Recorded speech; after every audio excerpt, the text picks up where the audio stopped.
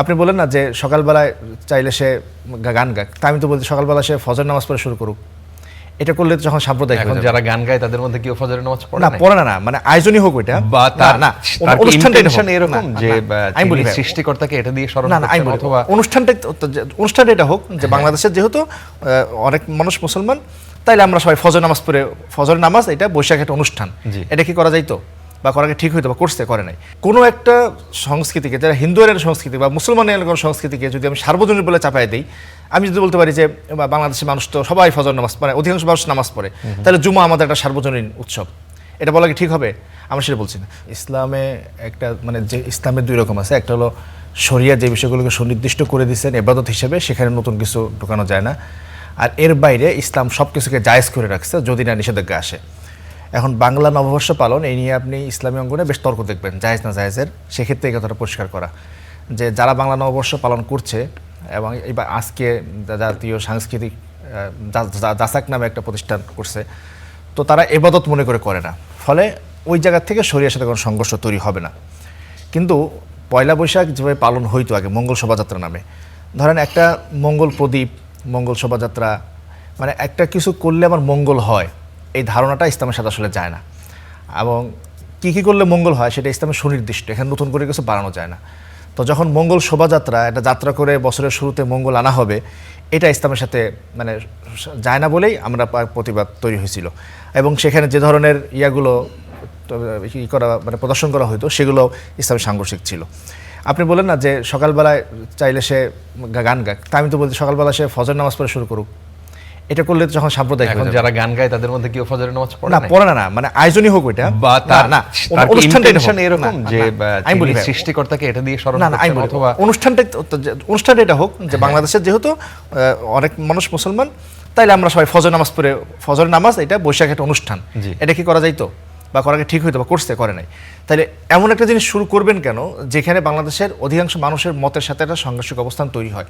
তো এই বিষয়গুলো নিয়ে আমাদের মধ্যে এক ধরনের টানাপোড়েন ছিল। আমরা এর প্রতি মানানবা প্রতিবাদ জানাইছি যে মঙ্গল শোভাযাত্রা দরকার নেই, আপনি আনন্দ শোভাযাত্রা করেন, বৈশাখী শোভাযাত্রা করেন, তাতে কোনো সমস্যা নেই। এবার বৈশাখী শোভাযাত্রাটা হয়েছে, দেখেন এর আগে যেটা হয়েছে হয়তো মঙ্গল শোভাযাত্রা, সেখানে ভাই খুব সুন্দর করে বলছেন যে কলকাতার যে সংস্কৃতি সেটাকে ভাই আমি ভাবে বললে মানে বাংলাদেশের মানুষের সাথে যায় না, ধরেন হিন্দুয়ানি সংস্কৃতি সেটা চাপায় দেওয়ার একটা প্রচেষ্টা ছিল। বাংলাদেশের সত্য কথা, বাংলাদেশের মানুষ মুসলমান ও হিন্দুও, আর ধর্মের সাথে সংস্কৃতির সম্পর্ক খুবই গভীর, খুবই নিবিড়। আমাদের সংস্কৃতির মধ্যে মুসলমানের ছাপও আছে, হিন্দুয়ানির ছাপও আছে। কিন্তু ভাইয়ের কথাটা খুবই চমৎকার যে কোনো একটা সংস্কৃতিকে, যারা হিন্দুয়ানের সংস্কৃতি বা মুসলমানের কোনো সংস্কৃতিকে যদি আমি সার্বজনীন বলে চাপাই দিই, আমি যদি বলতে পারি যে বাংলাদেশের মানুষ তো সবাই ফজর নামাজ পড়ে, অধিকাংশ মানুষ নামাজ পড়ে, তাহলে জুমা আমাদের একটা সার্বজনীন উৎসব, এটা বলা কি ঠিক হবে? আমরা সেটা বলছি না। তো সেই জায়গা থেকে আমরা আসলে একদিন আপত্তি জানাইছি।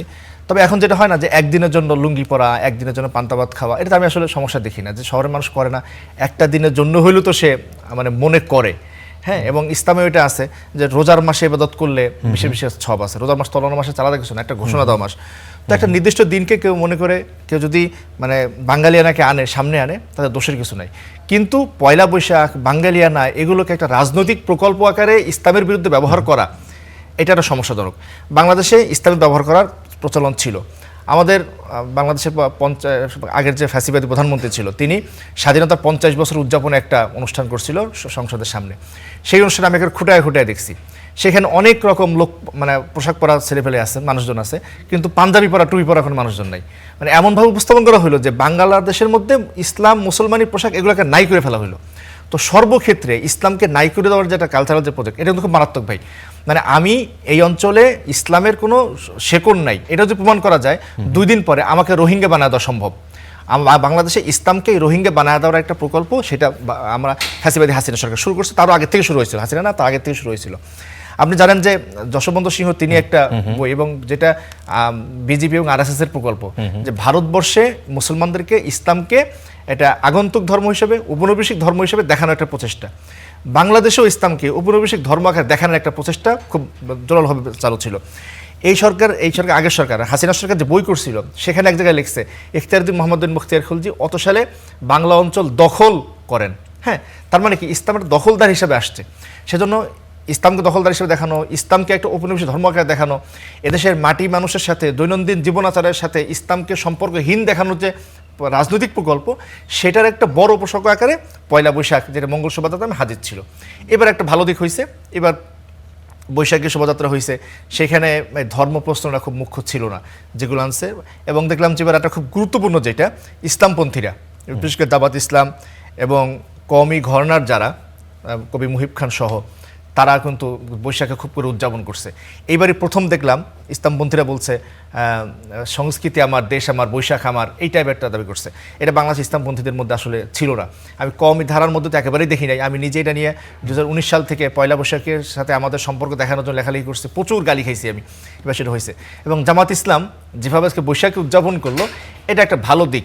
দেখেন, আমাদের বাংলাদেশে একটা সমস্যা ছিল, জানেন যে বাংলাদেশে 1000 বছর ধরে মুসলমান, 1000 বছর এটা সংখ্যাগার ধরা হয়। এটা গোলাম মুর্শিদ এটা দেখাইছেন যে বাংলা অঞ্চল যদি ভাষার কে কেন্দ্র করে, বাংলা অঞ্চলে 1000 বছর ধরে মুসলিম না আমি বলি ওইটাই বলছি, এটা সংখ্যাটা ঠিক 1000 বছর না, 1000 বছরের কম, কিন্তু একটা পূর্ণ সংখ্যার 1000 দেখানো হয়। গোলাম মুর্শিদ, তিনি ইসলামপন্থী না, তিনি তার একটা 1000 বছরের বাঙালি সংস্কৃতি বই আছে, প্রথম প্রকাশন বের করছেন। তিনি সেখানে বলছেন যে বাঙালি জাতীয়তাবাদ তার ভিত্তি যদি বাংলা ভাষা হয়, তাহলে বাংলা ভাষার বিকাশ এবং পৃষ্ঠপোষক তাও সুলতানি আমলদের থেকে, অথবা বাংলা জাতীয়তাবাদের ভিত্তি যদি হয় একটা অঞ্চল, বাংলা অঞ্চল, সেটাও শামসুদ্দিন ইলিয়াস শাহর আমলে শুরু হয়েছে। কারণ তার আগে কিন্তু বাংলা অঞ্চলে কোনো এলাকা ছিল না, ভিন্ন ভিন্ন এলাকা ছিল। তিনি সবগুলো একত্রিত করে প্রথম শাহে বাঙ্গাল নাম দিলেন। তো এই যে বাংলার সাথে ইসলামের যে ওতপ্রোত সম্পর্ক, 1000 বছর বা 900 বছর আমরা মুসলমান, এইটাকে বিচ্ছিন্ন দেখানোর একটা প্রকল্প আছে। সেটা বঙ্কিমচন্দ্র বলে, তার বিখ্যাত লেখা আছে যে বাংলার ইতিহাস বললে মুসলমান আজাদের ইতিহাস আছে, আমাদের নিজেদের ইতিহাস লিখিত হইবে। এটা করতে গিয়ে বাংলার সাথে মুসলমানদের সম্পর্ককে ছিন্ন দেখানো হইলো। দুঃখজনকভাবে বাংলাদেশের ইসলামপন্থীরাও এই বয়ানের সাথে তার একমত হইলো। তারাও মনে করলো যে বাঙালি না মুসলমান, এটা আলাদা আলাদা হতে হয়। বাঙালি হইলে মুসলমান হতে, মুসলমান হলে বাঙালি হওয়া যায় না। এটা যেমন বাংলাদেশের ইসলাম বিরুদ্ধরাও বলতো, তেমনিভাবে ওলামা ইকরাম বা ইসলামপন্থীদের একটা অংশ সেটা বলতো। আচ্ছা, তো এইবার দেখা গেলো এটা মোটামুটি দূর হয়ে গেছে, যে বাঙালিয়ানা, বাংলা, এগুলোর সাথে একত্রিত হওয়া মানে যায়। আমি একটা কথা বলে শেষ করি। ধরেন রাসূলুল্লাহ সাল্লাল্লাহু আলাইহি ওয়াসাল্লামের একটা হাদিস আছে যে তোমরা সুন্দর শব্দে নাম রাখো, হ্যাঁ, আরবি শব্দ না কিন্তু, হ্যাঁ। এখন সুস্মিতা আর তাবাস্সুম একই অর্থ। তাবাস্সুম মানে মানে যার হাসি সুন্দর, সুস্মিতা তাই। আর তাবাস্সুম নাম রাখা কিন্তু মুসলমান সমাজে খুব সুস্মিতা কি নাম রাখা শুনছেন? কোনো মুসলমান নাম সুস্মিতা হয়? মানে রাখে না কিন্তু। কেন? বাংলা ভাষাটাকে আমাদের বর্তমান যে মুসলিম মানুষটা আছে এবং ইসলামপন্থী মানুষটা আছে, সেই মানুষে বাংলা ভাষাটা করে হিন্দু ভাষা আপনি সার্বিক সংস্কৃতিটাকে ইসলাম থেকে সরায় আনার সাথে প্রকল্প, সেজন্য আমরা পয়লা বৈশাখে ধন্যবাদ।